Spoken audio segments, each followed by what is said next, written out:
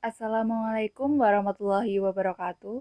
Perkenalkan, nama saya Rofita Isikoma dari Prodi Pendidikan Fisika Angkatan 2018 Universitas Negeri Semarang. Pada kesempatan kali ini, saya akan membahas mengenai salah satu contoh dari metode pembelajaran berbasis Student Centered Learning. Mari kita simak. Pada kesempatan kali ini, kita akan membahas mengenai Contextual Teaching and Learning atau CTL.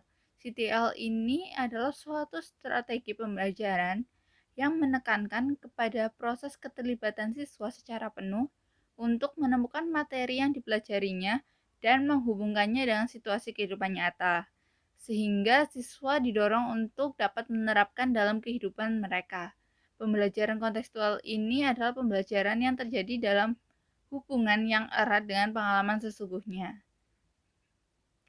Nah, pembelajaran CTL ini mengaitkan antara materi pembelajaran yang dipelajari siswa dengan konteks di mana materi tersebut digunakan dengan menggunakan pengalaman dan pengetahuan sebelumnya untuk menemukan dan membangun pengetahuannya sendiri. Materi pembelajaran akan bermakna bagi siswa jika mereka mempelajari materi tersebut melalui konteks kehidupan mereka. Jadi pada pembelajaran CTL ini, suatu materi dalam pembelajaran kita kaitkan dengan yang ada pada kehidupan sehari-hari kita. Jadi ingatan mengenai konsep tersebut itu akan terus teringat karena berkaitan dengan kehidupan sehari-hari kita. Nah, apa saja langkah-langkahnya? Langkah-langkah untuk metode CTL ini yang pertama itu mengembangkan pemikiran bahwa anak akan belajar lebih bermakna dengan cara bekerja sendiri, menemukan sendiri, dan mengkonstruksi sendiri pengetahuan dan keterampilan barunya. Kemudian yang kedua itu melaksanakan sejauh mungkin kegiatan inquiry untuk semua topik. Ketiga, mengembangkan sifat ingin tahu siswa dengan bertanya. Keempat, ciptakan masyarakat belajar atau belajar dalam kelompok. Kelima, hadirkan metode sebagai contoh pembelajaran. Keenam, melakukan refleksi di akhir pertemuan. Ketujuh, lakukan penilaian yang sebenarnya dan dengan berbagai cara. Kemudian untuk contoh pembelajaran kontekstual teaching and learning, kita dapat mengaitkan materi momentum dan impuls dalam kehidupan sehari-hari. Misalnya, kita dapat menjelaskan mengenai kaitan momentum dan impuls dalam kejadian kita menendang bola. Atau kita juga dapat memberikan contoh tumbukan, yaitu materi pada momentum dan impuls pada kejadian saat terjadi tabrakan dan juga pada saat terjadi bola jatuh bebas ke lantai yang kemudian memantul kembali. Kali ini kita akan membahas mengenai momentum dan impuls dalam kehidupan sehari-hari kita atau kejadian yang pernah kita alami, yaitu menendang bola. Untuk lebih jelasnya, kita simak video berikut. Pada kesempatan kali ini, kita akan membahas mengenai momentum dan impuls. Apa itu momentum? Apa itu impuls? Mari kita bahas. Sebelumnya, kalian pernah nggak menendang bola? Coba kita bandingkan saat kita menendang bola dengan kekuatan ringan dan dengan kekuatan penuh. Apa perbedaannya? Dan seberapa cepatkah bola melesat setelah kita tendang? Gaya kontak antara kaki dan bola pada saat menendang bola dalam waktu yang singkat disebut dengan gaya impulsif. Gaya impulsif ini merupakan gaya pada besaran impulsif.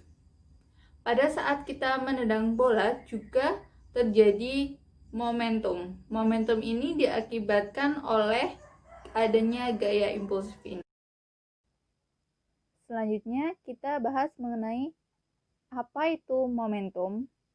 Momentum ini termasuk besaran vektor yang mempunyai besar dan juga arah.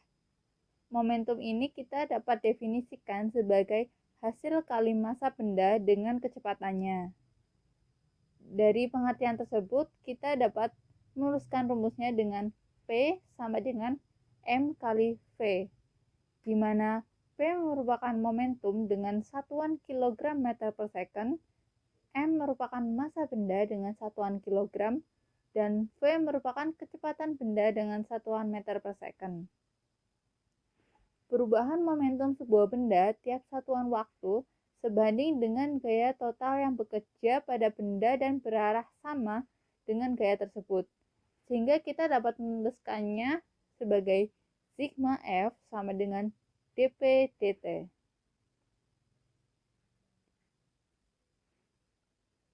Dari mana kita mendapatkan persamaan sigma F sama dengan dp dt? Persamaan ini kita peroleh dari hukum 2 Newton, di mana sigma F sama dengan M kali A, sedangkan A merupakan turunan dari kecepatan, yaitu A sama dengan dv dt. Kita masukkan A sebagai dv dt sehingga kita peroleh sigma F sama dengan M dv dt. Kita keluarkan menjadi d dt M kali V, di mana M kali V ini merupakan momentum. Kemudian, kita peroleh rumus hukum 2 Newton dalam bentuk momentum, yaitu sigma F sama dengan dp dt. Nah, dari situlah kita mendapatkan persamaan di awal tadi. Selanjutnya yaitu impuls. Impuls merupakan besaran vektor yang arahnya sama dengan gaya total.